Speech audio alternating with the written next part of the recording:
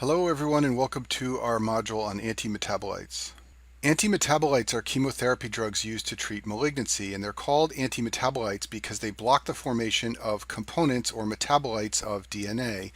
And because they block the formation of DNA, they are cell cycle specific. They only exert their effects in the S phase of the cell cycle. This is the phase of the cell cycle when DNA is being synthesized. We'll talk about all of the anti-metabolite drugs listed on this slide, but before we can do that, we need to review some biochemistry about how nucleotides and DNA are synthesized. I talk about this in detail in the biochemistry section, but I'll review some of the key points here so that you can understand how these chemotherapy drugs work. DNA and RNA contain nitrogenous bases. Some of these bases have one ring. Those bases are called pyrimidines. I've always remembered this by thinking of a pyramid as a single structure, and therefore the pyrimidines have a single ring. Cytosine is one of the pyrimidines, so is thymine, and so is uracil, and you may know that uracil is found in RNA but not DNA, and thymine is found in DNA but not RNA. There are also nitrogenous bases with two rings. These are called the purines, and those are adenine and guanine. When one of the nitrogenous bases is added to a ribose sugar and a phosphate, it is then called a nucleotide. And there are pyrimidine nucleotides which contain the pyrimidine bases, and there are purine nucleotides which contain the purine bases. And the nucleotides have names which are similar to the base they contain. So for example, cytidine contains cytosine, thymidine contains thymine, and uridine contains uracil. There are also nucleotides called adenosine and guanosine. Note also that if there is a hydroxyl group in this position on the sugar molecule, this molecule is therefore a ribonucleotide. If there is no hydroxyl group in that position, this is a deoxyribonucleotide. Ribonucleotides are used in RNA, and deoxyribonucleotides are used in DNA. And the way deoxynucleotides are synthesized is that the ribonucleotide is synthesized first, and then an enzyme called ribonucleotide reductase removes the hydroxyl group at this position to convert the ribonucleotide shown on the left side of the screen into the deoxyribonucleotide shown on the right side of the screen. So I reviewed all that biochemistry so that we can understand the antimetabolite drugs, and we'll get into the individual drugs in a minute. But first I want to mention a few words about a common side effect of all of the drugs we'll discuss in this module. Drugs in this module disrupt DNA synthesis, and therefore they are going to target rapidly dividing cells. Those are the cells that are highly dependent on DNA synthesis so that they can grow and divide. One group of rapidly dividing cells found in the body are the bone marrow precursor cells. They are always dividing to make more red cells and platelets and white blood cells. For this reason, a common side effect of all the drugs we'll discuss in this module is myelosuppression. Specifically, by disrupting DNA synthesis, these drugs create a megaloblastic anemia, which we'll talk about in a minute, as well as thrombocytopenia and leukopenia. And in clinical practice, when you rotate on oncology wards, you will find that you will monitor for most patients what's known as the absolute neutrophil count, or ANC. When this level gets below 500, that is the definition of neutropenia, and patients who are neutropenic are at very high risk of infections, especially life-threatening bacterial infections, because you need your neutrophils to fight off bacterial infections. The type of anemia caused by the anti-metabolite drugs we'll talk about in this module is a megaloblastic anemia. So it is an anemia with a reduced hematocrit. The cells are large, therefore the MCV is increased. That's why it's called megaloblastic. In addition, on a peripheral smear, you can find hypersegmented neutrophils, as shown in this example on the screen. Megaloblastic anemias are commonly caused by any process that leads to defective DNA production. The classic examples of causes of a megaloblastic anemia are a vitamin deficiency of B12 or folate. However, this type of anemia also occurs in patients on chemotherapy drugs like methotrexate, 5-FU, or hydroxyurea, all of which we'll talk about in this module. Our first anti-metabolite chemotherapy drug is cytarabine, which is also called Ara-C or cytosine arabinoside. Cytarabine is a pyrimidine analog. This is its structure at the bottom left side of the screen, and you can see that it has a very similar chemical structure to deoxycytidine. The difference is that there is a hydroxyl group in this spot in an abnormal position. For this reason, it will mimic the nucleotide cytidine, and when it is incorporated into DNA by DNA polymerase will no longer be able to do its job. So therefore, it inhibits DNA polymerase by mimicking the structure of the pyrimidine cytidine. This drug is only effective in leukemias and lymphomas. Its adverse effects include myelosuppression, which is common to the drugs we'll talk about in this video. In addition, it can cause nausea and vomiting, and this is true of many chemotherapy drugs. And at very high dosages, it can potentially cause neurotoxicity. This often presents as a peripheral neuropathy, confusion, or cerebellar ataxia. Our next drug is clozapine, which also functions by mimicking the structure of nucleotides. In this case, clozapine is a purine analog. It mimics the structure of adenosine. Shown at the bottom left side of the screen is the chemical structure of adenosine. You can see that clozapine looks very similar, but for a chloride atom at this position. By mimicking the structure of adenosine, clozapine is highly toxic to lymphocytes, and what you want to remember about this drug, especially for step 1, is that it is the drug of choice for a very rare leukemia called hairy cell leukemia, which I discuss in detail in the hematology videos on white blood cell disorders. And the main adverse effect of this drug is myelosuppression. Our next drug is methotrexate, which mimics the structure of folate. At the bottom left side of the screen is the vitamin folate. Methotrexate is shown on the right side of the screen. You can see that it has a very similar chemical structure. By mimicking folate, it blunts the synthesis of DNA nucleotides, and therefore it indirectly decreases DNA synthesis. Specifically, what methotrexate does is it inhibits dihydrofolate reductase, an enzyme important for folate metabolism. This blocks the synthesis of tetrahydrofolate, and tetrahydrofolate is required for DNA synthesis, but also RNA synthesis and synthesis of some proteins. One of the most important things methotrexate does is block the formation of the nucleotide thymidine, which is necessary for synthesis of DNA. This is a slide from our biochemistry videos showing how thymidine is synthesized. So cells first synthesize deoxyuridine monophosphate, and then there's an enzyme called thymidylate synthase which converts deoxyuridine monophosphate to thymidine monophosphate. What it does is add a carbon to this position. That is the only difference between the nucleotide thymidine and uridine. In order for thymidylate synthase to carry out this reaction, it requires a cofactor called N5-N10 tetrahydrofolate, and this cofactor is derived from folate in our diet, which is converted to dihydrofolate and then to tetrahydrofolate by the enzyme dihydrofolate reductase. So when methotrexate inhibits the function of this enzyme, it decreases the pool of N5-N10 THF, and that blunts the ability of thymidylate synthase to make thymidine. Methotrexate is used in a number of clinical scenarios because it's highly effective, and also it's available in oral or intravenous forms. So it's used in many malignancies, often as an infusion, including solid tumors and leukemias and lymphomas. It's also used in the oral form for immunosuppression in many autoimmune diseases. It's an example of a steroid-sparing agent. This is a drug that can be used to wean or eliminate the need for long-term steroid use in patients with autoimmune diseases. Long-term steroid use carries a risk for many side effects, so patients are often weaned off of steroids and transitioned to drugs like methotrexate so that they don't need to take the steroids. Methotrexate can also be used to cause a pregnancy abortion, especially in cases of ectopic and tubal pregnancies. Just like many of the drugs in this module, a major side effect is myelosuppression. This is more common with high dosages, especially those used to treat malignancies. The myelosuppression can be reversed by giving a drug called leucovorin, which is folinic acid. Leucovorin is converted to tetrahydrofolate but does not require dihydrofolate reductase.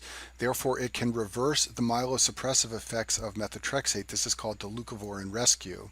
If we go back to this slide, methotrexate inhibits dihydrofolate reductase. Leucovorin, however, can be converted to tetrahydrofolate without need for the enzyme dihydrofolate reductase.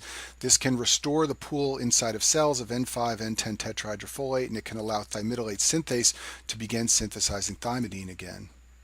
Methotrexate can also cause mucositis, which is mouth soreness. This occurs with many chemotherapy agents, but it's particularly common with methotrexate. This occurs because the drug damages the GI epithelium and there's loss of the mucosal integrity. This leads to pain and bacterial growth. And when you rotate on chemotherapy wards in the hospital, treatment of mucositis is a major issue for many patients. In addition, methotrexate can also potentially cause hepatitis and abnormal LFTs. It can also cause GI upset, just like many chemotherapy drugs. In rare cases, methotrexate can cause what's known as methotrexate-induced lung injury. This usually occurs in patients taking low-dose therapy for weeks or months for immunosuppression. In most cases, it's believed to be a hypersensitivity reaction. There is evidence of lymphocytes and eosinophils that can be found in the lungs.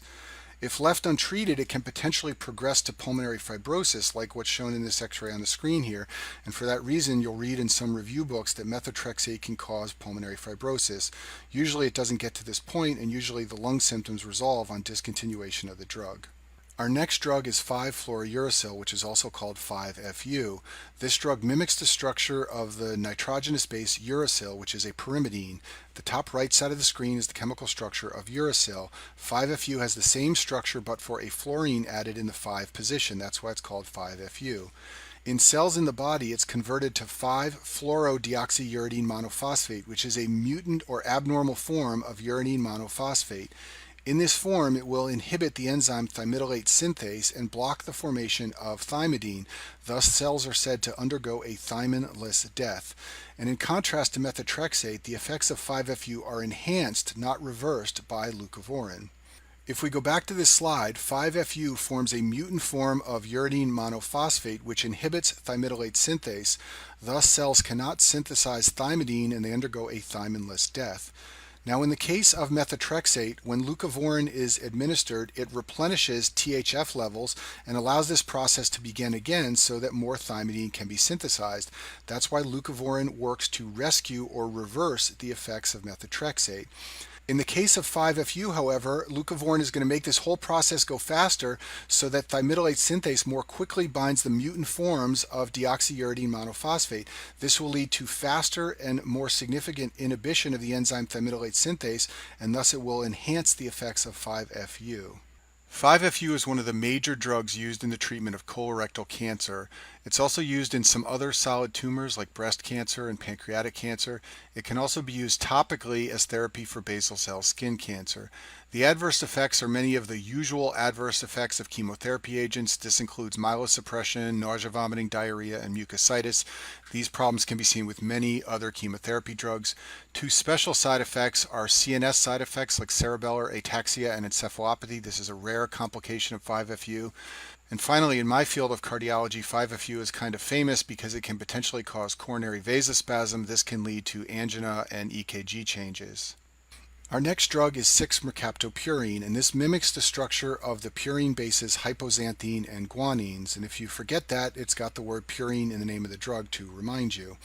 If you look at the bottom left side of the screen, shown is the structure of hypoxanthine. Hypoxanthine is a nitrogenous base. It is not found in DNA or RNA. It is an intermediate in synthesis of the purines guanine and adenine. Shown at the right side of the screen is the nitrogenous base guanine. You can see that 6-MP looks similar to these two nitrogenous bases. It has a sulfur moiety where they both have an oxygen moiety. 6-MP will be added to a chemical structure called PRPP by an enzyme called HGPRT. I'll show you this on the next slide. And this will form a mutant form of a purine called thiocinic acid. This will inhibit multiple steps in the purine salvage pathway and lead to a decrease in cellular levels of inosine monophosphate as well as adenosine monophosphate and guanosine monophosphate. PRPP has a structure which looks like a nucleotide missing a base, and the enzyme HGPRT, which stands for hypoxanthine guanine phosphoribosol transferase, can add a base to PRPP. If it adds a guanine to PRPP, it will create a molecule of guanine monophosphate. If it adds hypoxanthine, it will create the nucleotide inosine monophosphate, which is an intermediate that can then be converted to either GMP or AMP. What 6-MP will do is get picked up by HGPRT and added to PRPP. Thus, it is mimicking the structure of hypoxanthine or guanine. When it does this, it creates a mutant nucleotide which can then inhibit DNA synthesis. Closely related to the drug 6-MP is the drug azathioprine. Azathioprine is a prodrug. It is converted by the body to 6-MP and then exerts the same effects on cells. Shown at the bottom left side of the screen is the chemical structure of azathioprine. If this portion of the molecule is lopped off, you will have the chemical structure of 6-MP, which can then go on and do the same things that we showed 6-MP doing on the last two slides. Azathioprine and 6-MP are usually not used as chemotherapy agents. They are used for immunosuppression. Just like methotrexate, they are steroid-sparing agents that can be used to wean patients off of steroids. They're often used in inflammatory bowel disease. They can be used to prevent rejection in solid organ transplant patients. They're also used in many other autoimmune diseases. The major adverse effects of these drugs are nothing special. They can cause myelosuppression, they can cause abnormal LFTs, and they can also cause GI upset. There is an enzyme in the body that's very important for the metabolism of 6-MP and azathioprine, and that enzyme is called xanthine oxidase. This is a purine metabolism enzyme that converts xanthine into uric acid. Shown at the bottom left side of the screen is the structure of xanthine. It's converted by this enzyme into uric acid. This enzyme is inhibited by allopurinol and fibusistat, both of which are used for gout. In gout, you want to decrease uric acid levels, so using these two drugs to inhibit xanthine oxidase is beneficial. Azathioprine and 6-MP are also metabolized by xanthine oxidase. The enzyme converts 6-MP to an inactive metabolite called 6-thiol-uric acid. What this means is if you administer allopurinol or fibusistat to a patient also taking azathioprine or 6-MP, you will blunt the breakdown of the drug. This can potentially cause more adverse effects. This is also sometimes done on purpose to boost the effects of azathioprine or 6-MP.